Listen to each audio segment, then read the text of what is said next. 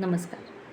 देवशयनी एकादशी म्हणजे आषाढी एकादशीला देव योगनिद्रेत जातात आणि 4 महिने देव झोपतात असं मानतात. हे जेव्हा एका विष्णू भक्ताला कळलं, तेव्हा त्यांनी देवांना काय विचारलं आणि देवांमध्ये आणि त्याच्यामध्ये काय संवाद झाला हे कवितेतून सांगते. तर आता म्हणे तुम्ही विश्राम कराल, म्हणे आता तुम्ही योगनिद्रेत जाल, आता तुम्ही नसाल तब्बल 4 मास, इतका झाला तुम्हाला आमचा त्रास. आता आम्ही कोणाकडे जाऊ, सांगाल का? आमची काहीतरी वास्तपुस्त तरी लावाल का? कसा करू शकाल आराम, आम्हाला आता कोण? तुम्ही निर्माण केलेले हे विश्व आता 4 महिने सांभाळील कोण? कोणी म्हणतं तुम्ही असाल बळीच्या दारी, कोणी म्हणतंय तुम्ही असाल क्षीरसागरी.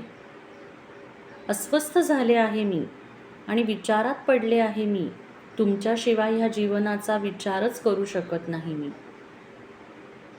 माझे रडणे ऐकून देवाने अर्धे डोळे उघडले आणि थोडे किंचित स्मित केले. माझीच मुले आहात ना, सोडून जाईन का कधी? माझीच मुले आहात ना, सोडून जाईन का कधी? तुमची व्यवस्थित व्यवस्था लावल्याशिवाय मी निघीन का तरी? एकाने दुसऱ्याकडे सोपवायला आम्ही काही 2 जण नाही. एकाने दुसऱ्याकडे सोपवायला आम्ही काही 2 जण नाही. एकाच शक्तीची रूपे आहोत आम्ही दोन्ही, आम्ही वेगळे नाही. हरिहर म्हणतेस आणि आम्हालाच तोडतेस. हरी आणि हर एकच असताना तू का डगमगतीयस? त्यांच्याकडे केला आहे कारभार सुपूर्त, काळजी घेतील आणि क्षमा करतील, भोळा सांब आहेत ते महंत. उपासनेला लगेच पावतात आणि लगेच प्रसन्न होतात, हीच त्यांची ख्याती. असा पालन करता आता येतो आहे भूतलावर, कसलीच बाळगू नकोस भीती. व्रत आणि दानांनी सदाचारांनी करून घे भक्ती, सुरक्षित आणि शांतीची तुलाच येईल अनुभूती. त्यांना काही लागत नाही बरं, निर्मळ मन फक्त लागते.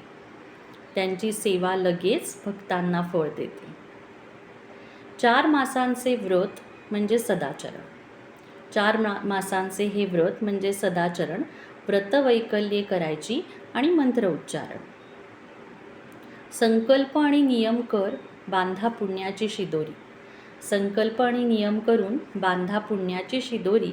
महादेव प्रसन्न झाले की प्रसन्न होतोच आहे श्रीहरी.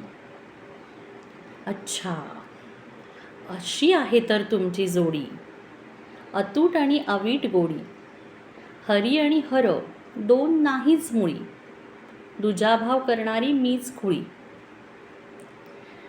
दोघे मिळून चालवत आहात हे भूतल आणि घेताय आमचा भार. एक पालन करता, एक रक्षण करता, हेच आहे खरे सार. हरीचे रूप घेई विश्राम, तर हर आहे आपल्याबरोबर संपूर्ण चातुर्मास. हरिहराचे हे नाते वेगळे, एक जीव एक श्वास, एक जीव एक श्वास. जय जय रामकृष्ण हरी.